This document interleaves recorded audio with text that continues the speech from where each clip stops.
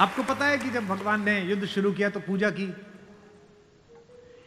राम ने कहा जामवंत से, जामवंत सबसे सीनियर हैं, वो भी ब्रह्मा जी के पोते हैं, रावण के दादाजी के दोस्त हैं, पुलस्त्य मुनि के नाना के। कहा कि प्रभु महाराज जामवंत जी, मैं युद्ध करने जा रहा हूं, उससे पहले मैं पूजा करना चाहता हूं। जामवंत ने कहा करिए महाराज। तो बोले मेरे आराध्य तो शंकर हैं, शंकर राम की पूजा करते हैं और राम शंकर की पूजा करते हैं, इस कहानी से बड़ा समन्वय किसी का नहीं हो सकता। जामवंत ने कहा पूजा कर लीजिए महाराज। बोले मुझे एक ऐसा पंडित चाहिए जो शैव हो, शिव को मानने वाला, और मैं वैष्णव हूं तो वैष्णव भी हो। उन्होंने कहा कि इस जंगल में, इस युद्ध क्षेत्र में ऐसा कोई पंडित कहां मिलेगा भगवान। तो उन्होंने कहा पूजा कैसे होगी फिर। जो जामवंत ने कहा एक पंडित मेरे ध्यान में है, पर वो आपका पुरोहित बनेगा नहीं। बोले कौन।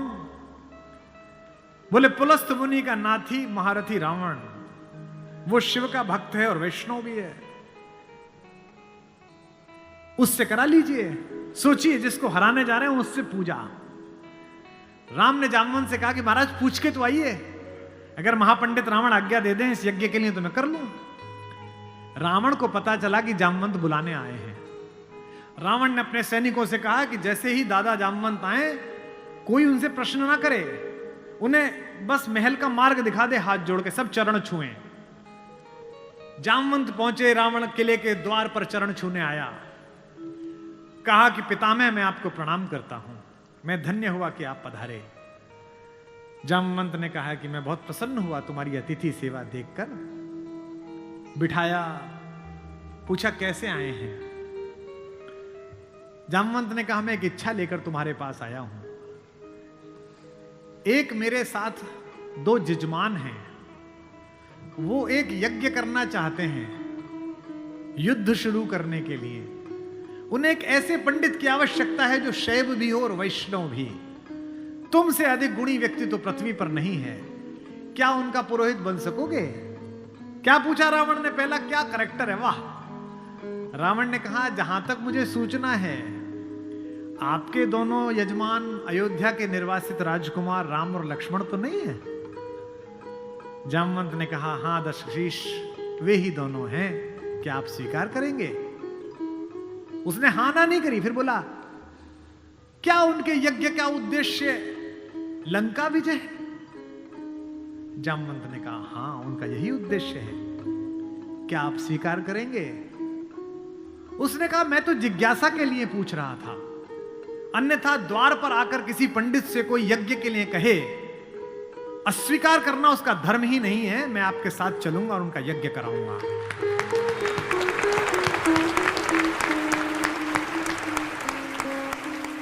जामवंत ने कहा कि क्या मुहूर्त निकला।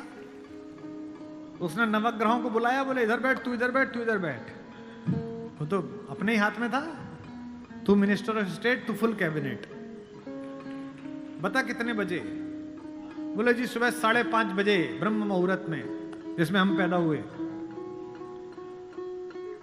तो उसने कहा ठीक है, 5:30 बजे का मुहूर्त निकला, मैं 5 बजे आ जाऊंगा। जामवंत ने कहा आचार्य हो गया अब तो रावण। आचार्य पूजा के लिए क्या व्यवस्था करनी है, क्या सामग्री लाऊं। उसने कहा आपके यजमान, मेरे यजमान जंगल में हैं, अगर यजमान के पास पूजन सामग्री ना हो तो पंडित का धर्म बनता है कि वो पूजन सामग्री लेके आए, तो मैं लेके आऊंगा।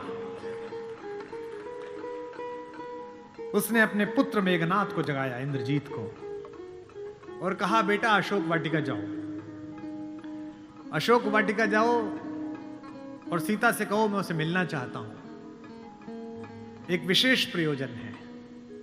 थोड़ी देर बाद खुद पहुंचा और कहा सीते, तुम्हारा पति राम लंका विजय का यज्ञ कर रहा है, उसके पास पुरोहित नहीं है, कल सुबह मैं उसका पुरोहित बनूंगा। लेकिन एक विवाहित व्यक्ति की पूजा अधूरी है अगर उसकी पत्नी उसके पार्श्व में ना बैठे। क्योंकि तुम उसकी पत्नी हो, तो सुबह ये इंद्रजीत रथ लेकर आएगा, तुम स्नान करके नया वस्त्र पहनकर इस रथ में बैठ जाना, क्योंकि मेरे यजमान की पूजा पूर्ण होनी चाहिए, मैं अपूर्ण पूजा का पुरोहित नहीं हूं। और कहा कि तुम्हारी लंका से मुक्ति केवल पूजा तक की है, पूजा होते ही उठना और इसी रथ में वापस बैठकर अशोक वाटिका में आ जाना। क्या तो सीता, क्या राम और क्या रावण, क्या कहानी है ये। सुबह यही हुआ, शिवलिंग की स्थापना हुई, बालुका की मृत्यु से एक विग्रह बनाया राम ने अपने ओजस्वी हाथों से। राम आजानुबाहु हैं, घुटने तक हाथ आते हैं उनके, ये पुरुषोत्तम का लक्षण है।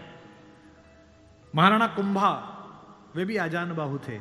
कभी कुंभलगढ़ के किले में जाइए, 3 फीट का शिवलिंग है, नीचे बैठ के अपने ही हाथ से लोटे से रुद्राभिषेक करते थे बिना उठे। वे भी सूर्यवंशी थे। राम आजानुबाहु थे, उन्होंने अपने बड़े बड़े हाथों से शिवलिंग तैयार करा। धोती पहने हुए, तिलक लगाए हुए तेजस्वी रावण पहुंचा। राम और लक्ष्मण ने आसन से खड़े होकर अपने पुरोहित को प्रणाम करा। आचार्य, मैं दशरथ का पुत्र राम अपने छोटे भाई लक्ष्मण के साथ आपको प्रणाम करता हूं। दोनों ने पैर छुए रावण के और कहा कि आचार्य आसन ग्रहण करिए। आचार्य ने पूजन प्रारंभ किया। ओम गणपति गंगावाय। अब ये कि पत्नी कहां से आए? आचार्य ने पूछा राम से। मेरे यजमान विवाहित है? राम ने कहा हाँ आचार्य मैं विवाहित हूं। अपनी धर्म पत्नी से कहिए कि वो आपके पार्श्व में आकर बैठे। राम ने कहा आचार्य मेरी धर्म पत्नी मेरे साथ नहीं है। तो जामवंत ने कहा आचार्य अब पूजा कैसे होगी? बोले पितामह मैंने आपसे कहा था कि किसी यजमान के पास अगर सामग्री किसी भी तरह की पूरी ना हो, कोई व्यवस्था पूरी ना हो, तो आचार्य का धर्म है कि वो पूरी व्यवस्था बना के लाए। बेटा इंद्रजीत, यजमान की पत्नी को उनके पार्श्व में स्थापित करो। अपहरण गई हुई मां हमारी जगत जननी भारतेश्वरी पार्श्व में बैठी। पूजन प्रारंभ हुआ, सारी अर्चना हुई और पूजन के बाद रावण ने कहा कि मैं आप दोनों यजमानों को आशीर्वाद देता हूं कि आप दोनों जिस संकल्प के कारण ये पूजा कर रहे हैं, आज सारे देवता उपस्थित होकर आपके संकल्प को पूर्ण करें। मैं आशीर्वाद देता हूं। हमारे गांव में गीत गाया जाता था, बना पुरोहित रामचंद्र का जय का वर दे आया। जब चलने लगे तो राम ने पूछा, बोले आचार्य दक्षिणा? तो आचार्य हंसा। बोला त्रैलोक्य की संपदा आपके आचार्य के पास है, कुबेर का रथ आपके आचार्य के पास है, ऐसे में मेरा वनवासी मुझे क्या दक्षिणा देगा मेरा यजमान? तो राम ने कहा कि मैं रघुवंशी हूं, दक्षिणा के बिना पूजा कराना मेरे लिए निष्फल हो जाएगा, आप दक्षिणा तो मांगिए। तो रावण ने कहा कि मैं आपसे समय पर दक्षिणा मांग लूंगा। राम ने कहा उस समय में देने योग्य बचा या ना बचा? आचार्य बता तो दीजिए कि दक्षिणा क्या है। आचार्य ने जो दक्षिणा मांगी उस पर रावण को भी राम की तरफ से प्रेम भेजा जा सकता है। आचार्य ने कहा मेरी दक्षिणा यही है कि आचार्य का जब अंतिम समय आए तब दोनों यजमान मेरे सामने उपस्थित रहें। एक अंतर समझ लेना राम और रावण में। आप ढूंढना आपके अंदर रावण है कि राम है। राम के पास जो है वो पर्याप्त है और रावण को जो प्राप्त है वो पर्याप्त नहीं है।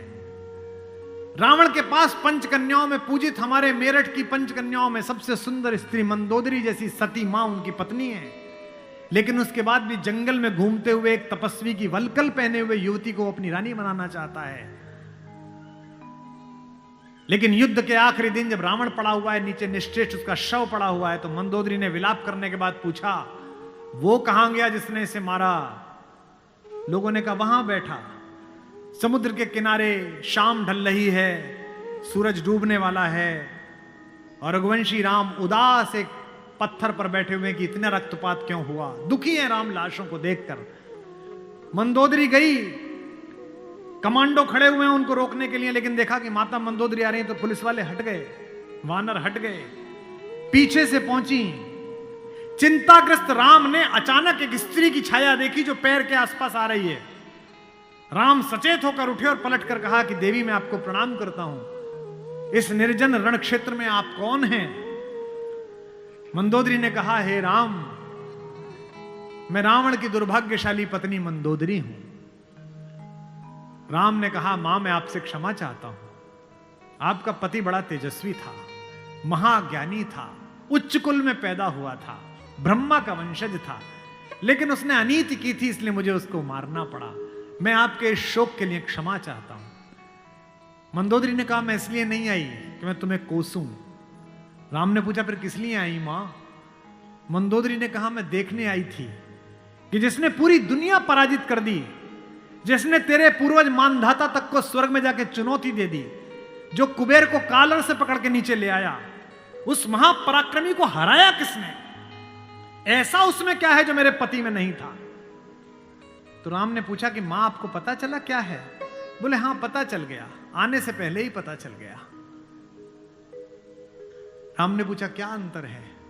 बोले, राम एक मेरा पति था जो मेरी जैसी सुदर्शना होते हुए भी तेरी पत्नी चाहता था, एक तू है कि पीठ पर से भी परस्त्री की छाया पड़ी है तो उठकर खड़ा हो गया है, ये उसमें तुझ में अंतर है।